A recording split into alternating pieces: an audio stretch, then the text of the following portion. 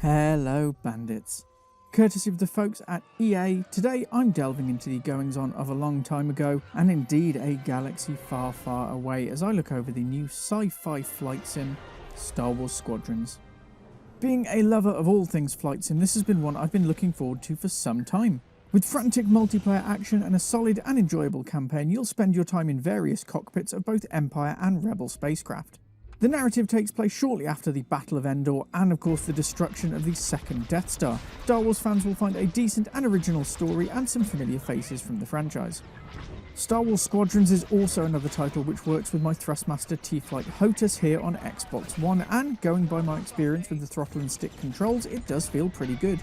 You will definitely need to spend a little time tweaking sensitivity and button mapping on both controller or the HOTUS, but it is great to see another solid flight title to take advantage of technology.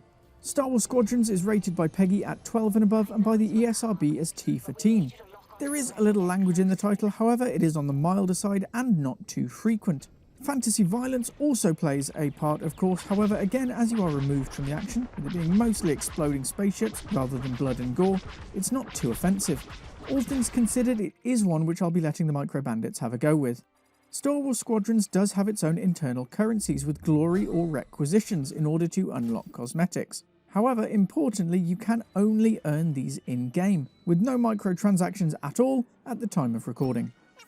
In terms of accessibility, Star Wars Squadrons is picking up a rating of moderate. It's a title which does feature a strong multiplayer and would normally be very easy to pick up and put down.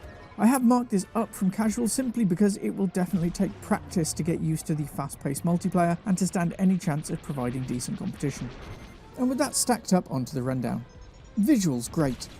There are some little niggles from time to time and it must be said that they aren't entirely flawless. However, within the main gameplay and most of the cutscenes the visuals are pretty solid. Up close flyovers feel good when up against larger enemy ships, and I love the care which has been put into styling the various cockpits. Audio great. The audio within the title has been good and of course entirely in keeping with the franchise. The soundtrack themes and sound effects work really well together and constantly remind you of exactly which sci-fi universe you're in.